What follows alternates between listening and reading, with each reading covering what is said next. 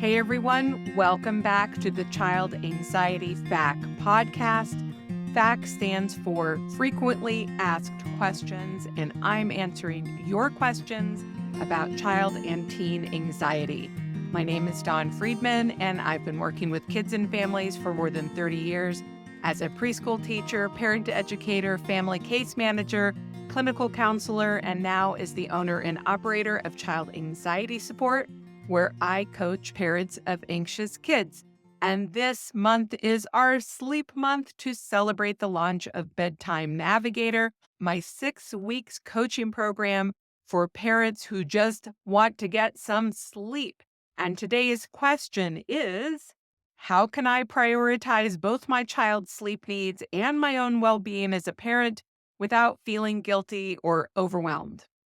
And as you can tell, sometimes my questions are taken directly from questions that people send me. And sometimes it's more that people send me a whole big scenario that they're dealing with. And then I kind of pull a more general question out of that great big scenario. And this actually comes out of the work that I do with parents, which is how do I prioritize my child's needs and my own well-being? And the trick is without feeling guilty or overwhelmed. Because guilty and overwhelmed is kind of, life with anxious kids. If you're a sensitive, attuned, loving parent, like I know you all are. Let's talk a little bit about guilt and overwhelm. Let's talk about it in the context of anxiety and sleep, because what we know from looking at the research and just talking to actual human parents is that that's the thing that gets in the way of great sleep is often our guilt and overwhelm. Why is that? Well, because again, we are loving parents and we feel guilty when our children are feeling lousy. What's that quote? You're only as happy as your most unhappy child.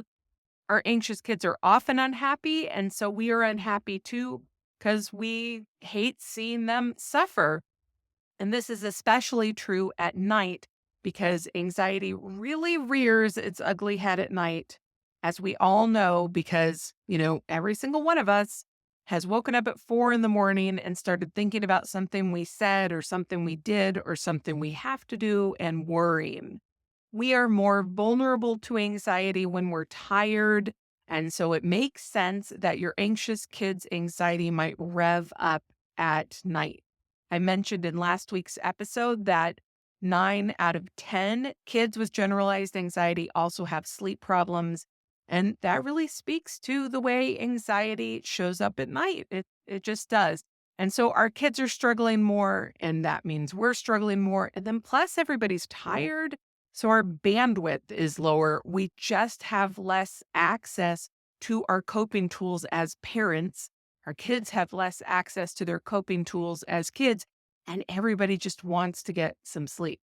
So I have lots of parents who come to me initially because of their child's sleep problems. The big one is my child won't sleep alone or needs me to lie down with them until they fall asleep. And this isn't just 4 and 5-year-olds. It's 8, 9, 10, and even older kids who are really struggling. And the parents don't know what to do. They've often tried everything and nothing has worked.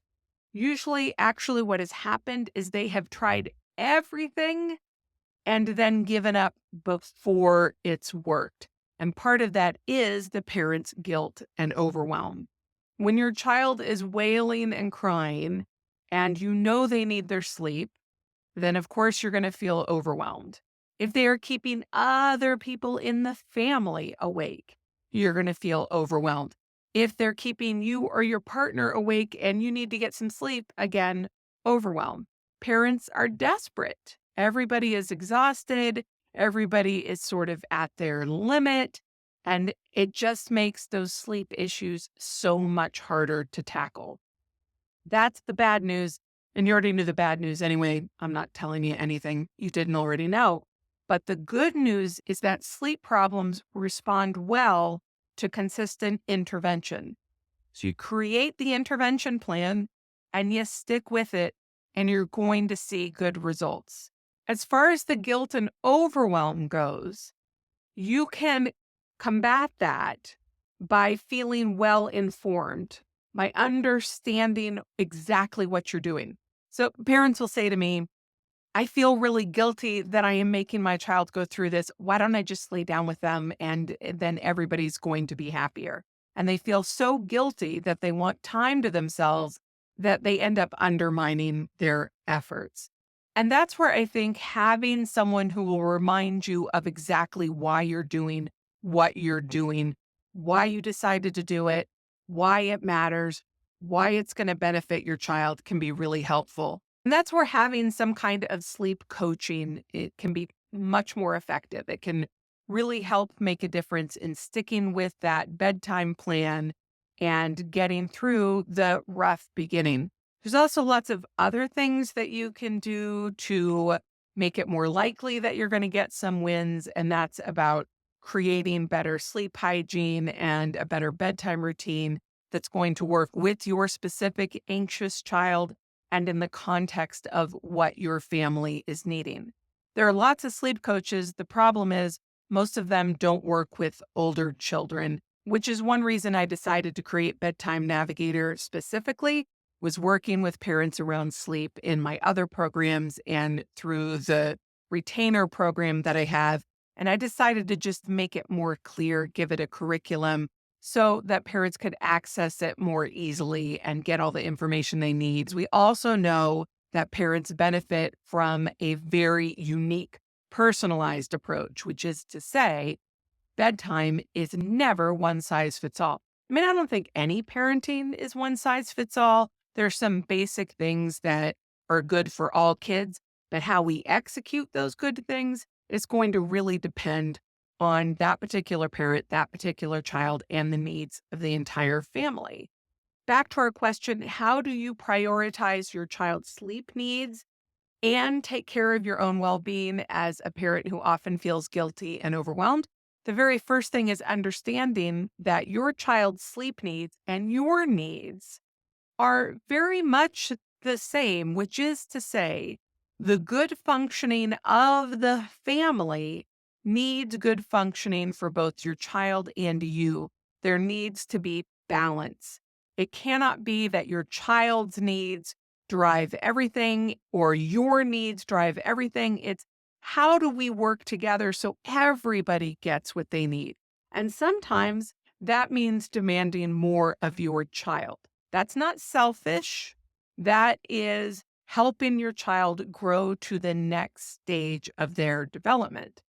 I strongly believe that in families where parents are attuned and connected and loving, that their frustration with their child can be and often is a sign that the child needs to grow.